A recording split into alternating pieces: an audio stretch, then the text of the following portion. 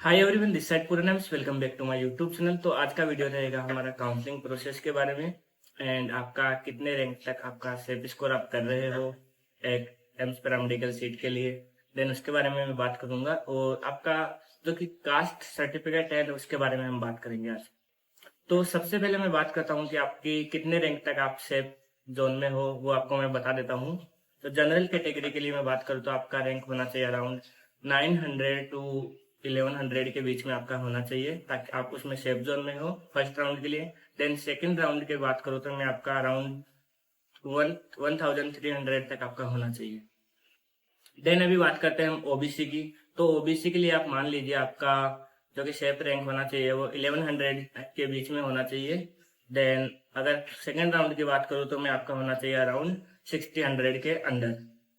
Then EWS category की बात करूँ तो मैं आपका होना चाहिए रैंक अराउंड 1500 के आसपास।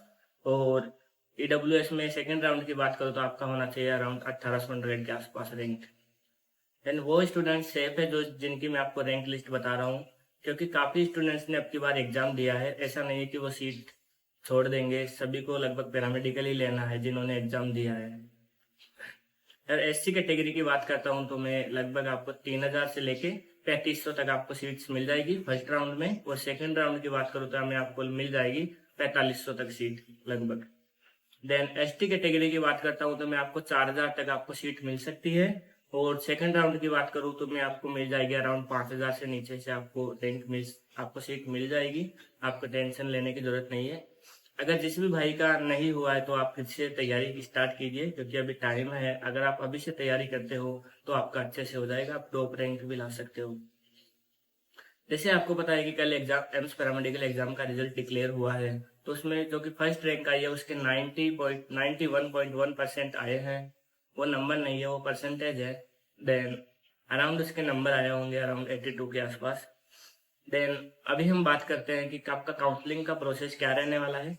जैसा कि आपने एम्स ने अभी नोटिफिकेशन दिया है कि आपको 19 जुलाई से लेके आपको 23 जुलाई तक है जो कि आपका कास्ट सर्टिफिकेट है वो एम्स की साइट पे अपलोड करना है अपनी आईडी पे। एंड उसकी डेट होनी चाहिए जो कि है आपका 1 अप्रैल से लेके 15 मई तक। अगर आपके पास ये है तो आपका वैलिड रहेगा, अगर नहीं है तो वैलिड नहीं होगा। देन कुछ स्टूडेंट्स मुझे कमेंट्स कर रहे हैं कि मेरा फेब का है जो कि मैंने नीट के लिए बनवाया था, या मार्च का है। तो आपको वो अपलोड तो करना है, लेकिन वो बाद की बात है कि आपका अप्रूव होता है या वैलिड रहता है नहीं रहता। इसलिए आपको कास्ट सर्टिफिकेट है जो कि आपको अपलोड करना है एंड वो सेंट्रल का होना चाहिए। और अभी हम बात करते हैं कि काउंसलिंग की प्रोसेस क्या रहेगी। तो जैसे ही आप अपना कास्ट सर्टिफिकेट अपलोड करते हो तो उसके बाद आपके पास मेल आएगा फिर से कि आपका वैलिड हुआ है कि नहीं, आप किस कैटेगरी में जा रहे हो अपने काउंसलिंग के लिए। देन उसके बाद क्या होता है कि आपके पास एक जब से काउंसलिंग स्टार्ट होती है उस समय आपको एक ईमेल पे पासवर्ड आएगा जो कि काउंसलिंग की लॉगिन आईडी होगी वो। तो वो आपको लॉगिन आईडी के लिए यूज लेना है काउंसलिंग के लिए एंड आपको उसमें फिल करना है। फिर उसके बाद में आपको अपनी आईडी लॉगिन हो जाएगी काउंसलिंग की। देन आपको उस टाइम आपको कॉलेज लिस्ट और आपका जो भी फेवरेट कोर्स है या हाई स्कोप कोर्सेज है वो आपको उसमें ऐड करने हैं। देन आप उसमें अराउंड आप जितने भी कॉलेज आप ऐड कर सकते हो वो कर सकते हो। उसमें आपको प्रेफरेंस के बेस पे आपको ऐड करना है कॉलेज। जैसे अगर आपकी रैंक आ रही है इन 200 तो आपको सबसे पहले लगाना है दिल्ली। अगर अगर 500 आ रहे हैं तो आप एम्स जोधपुर लगा सकते हो। और जिस भाई की रैंक आ रही है 2000 से ज़्यादा या अराउंड 1500 से ज़्यादा तो आप जो कि न्यू एम्स है वो आप ऐड कर सकते हो। एंड जिन भाई की लो रेंज आ रही है मतलब कि रैंक में, तो वो आप जो कि न्यू एम से है वो आप ऐड कर लीजिएगा। वो अच्छे रहेंगे आपके लिए, तो कि आपको सीट है ना जो फर्स्ट राउंड में मिल सकती है उससे। एंड आपको काउंसलिंग के बाद आपको अपने डॉक्यूमेंट्स भी रेडी करने होंगे एडमिशन प्रोसेस के लिए। तो अगर आपको ऐसे वीडियो देखने हैं तो मेरे चैनल को सब्सक्राइब करें, वीडियो को शेयर करें। मैं आपको बता देता हूँ 2024 की कट ऑफ के बारे में। 2024 का जो कट ऑफ था रैंक वाइज वो मिला था लगभग 1500 के आसपास मिला था आपको जनरल को। देन 1700 के आसपास मिला था ओबीसी। ईडब्ल्यूसी भी लगभग आसपास ही था, और जो कि एससी और एसटी था उसको मिला था 3200 के आसपास तक। तो आपको घबराना नहीं है, नर्वस नहीं होना है अभी के लिए। जो भी आप रैंक लाए हो वो अच्छी रैंक है, आपको कॉलेजेस में मिल सकता है। और टोटल सीट्स की मैं बात करूं एम्स पैरामेडिकल में तो अभी 680 सीट्स है लगभग, टोटल 680।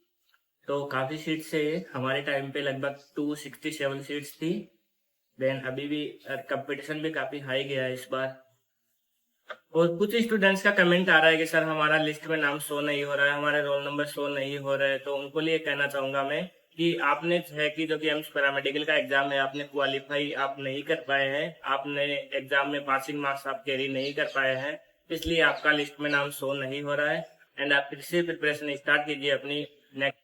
अगर आपको एम्स पैरामेडिकल से रिलेटेड आपको काउंसलिंग करवानी है तो आप मेरे टेलीग्राम पे विजिट कर सकते हैं @पूरन_एम्स, जो कि आपको मेरी टेलीग्राम आईडी डिस्क्रिप्शन में मिल जाएगी। ऐसे इन्फॉर्मेटिव वीडियो देखने के लिए आप मेरे चैनल को सब्सक्राइब करें, वीडियो को शेयर करें। Thank you to watching my video. This is Puran AIIMS.